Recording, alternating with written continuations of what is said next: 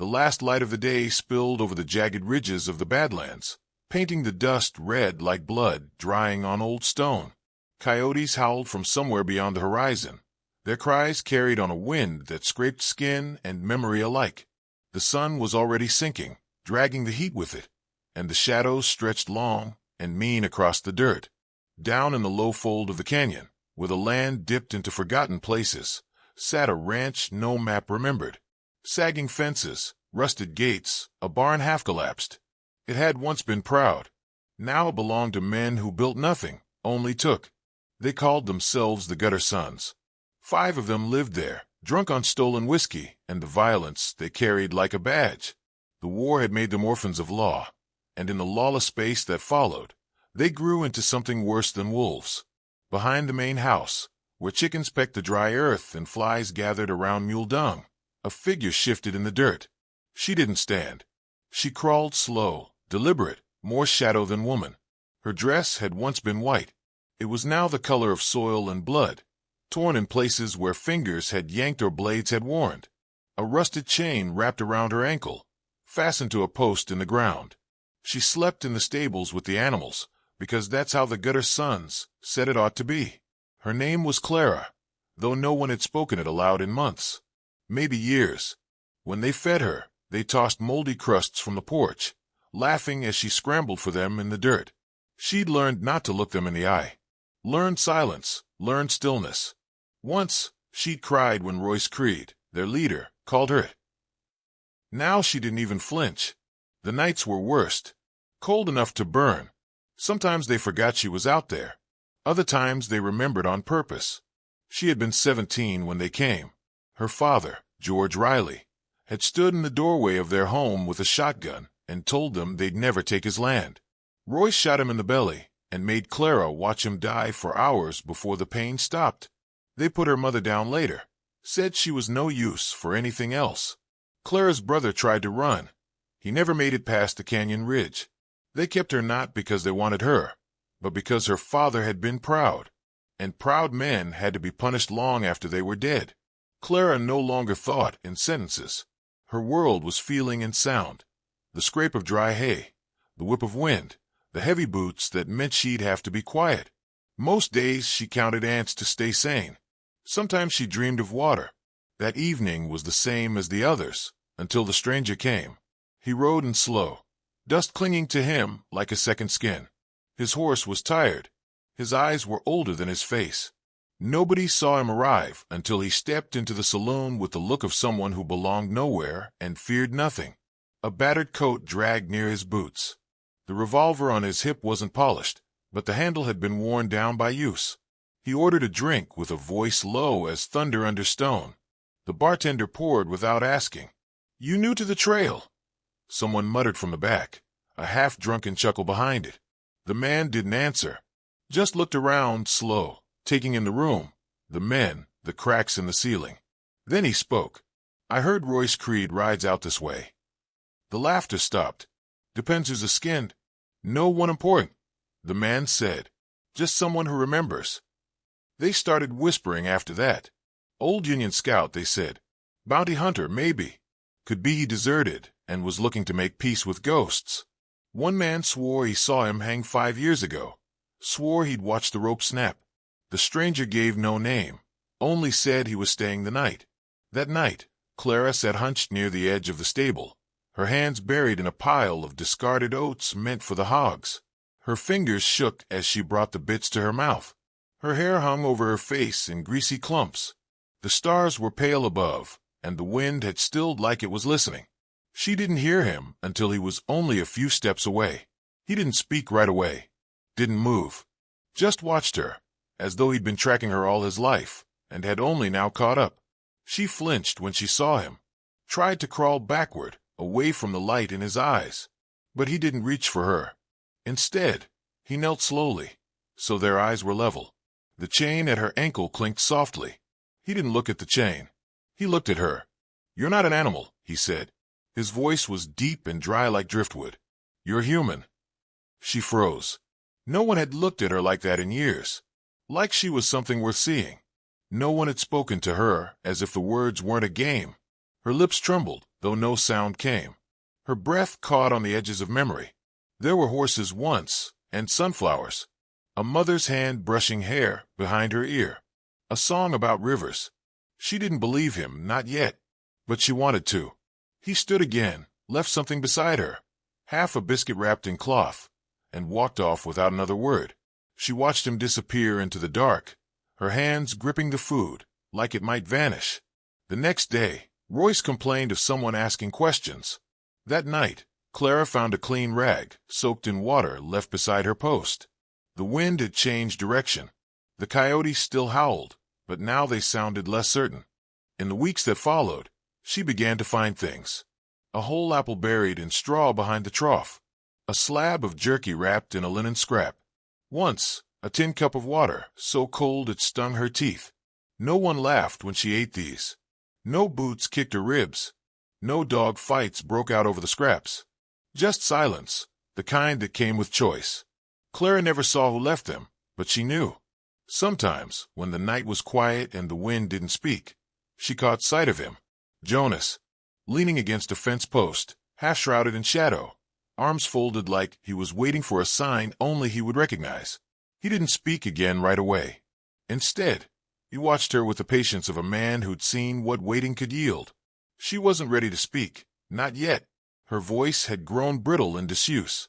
But one night, as she chewed through a hard biscuit with something like salt baked into it, she looked toward the barn door and whispered, "Why me?"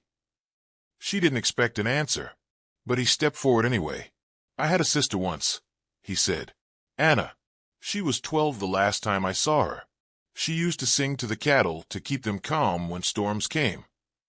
Clara blinked, half shielding her eyes from the moonlight. "They killed her. Same kind of men as them. Thought burning a homestead meant they'd won something." His voice didn't waver, but his eyes did. "You look like her." Clara said nothing, but she didn't crawl away that time. They sat together until dawn bled across the hills, and the animals stirred. He came more often after that, always careful, always quiet. He taught her to speak in full again, like a man coaxing light from wet tinder. Some nights they traded stories in whispers, hidden between hay bales and broken beams. He told her of battles no history book would remember, of orders that made good men monsters. She told him of her brother Eli, how he used to braid leather reins better than any blacksmith in town, how he sang lullabies off-key just to make her laugh. Jonas taught her how to breathe steady when fear tried to claw its way up her throat, how to listen for the rhythm in a man's footsteps, how to hold a rifle like it mattered. She began to change. Her eyes cleared. Her posture straightened. The dirt clung to her skin the same, but it no longer defined her. One night, while sweeping the barn with a cracked broom she'd found buried beneath hay, she uncovered a wooden latch, dusty and warped with time. She knelt, pried it open with the handle, and found darkness below. A tunnel, narrow and cold, the smell of earth thick in its throat. Jonas followed her down with a lantern the next evening. "My father built this," Clara said, voice steadier now. "Said if the land ever turned cruel, we'd need a way to slip beneath it." "Smart man," Jonas replied, running his fingers along the dirt wall. "It runs to the back of the house. We used to crawl through it during storms." Jonas nodded. "Then it's how we end this." Royce Creed sat on the porch most days, boot on the rail, pipe smoke curling like snakes from his lips.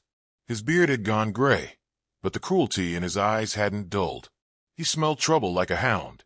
And Jonas, despite his silence, was beginning to stink of it. He watched Jonas with squinted eyes, murmuring to his men. "He's no traitor," he said one evening, flicking ash onto the porch boards. "No drifter either. He walks too quiet." Two men followed Jonas the next morning, Lyle and Garrick. One had a scar over his cheek, shaped like a crow's foot. The other always carried a machete he never cleaned. They didn't come back. Jonas returned at night with a split lip and blood on his cuffs. He didn't mention it. He simply handed Clara a cloth sack and said, "Dry beans, jerky, and cartridges." "How?" she asked. He stared into the dark. "I used to be cavalry, then a scout. Once, Creed and I wore the same uniform." Clara's eyes narrowed. until he shot my sergeant in the back over a gold shipment and left me for dead." She looked at him, finally understanding what pulsed behind his quiet vengeance, buried deep enough to grow roots. But when he looked at her, it wasn't vengeance she saw. It was something older.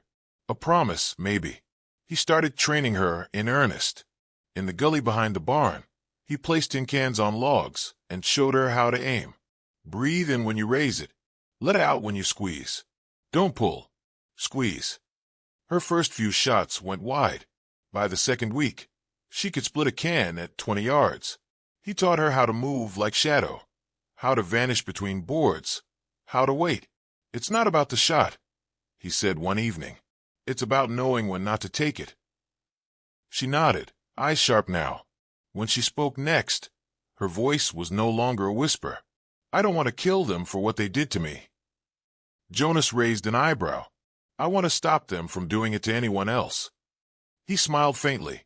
"That's the right reason." The raid came after a dry month. Royce and his gang rode out, hit a trade wagon, and came back drunk on loot and blood.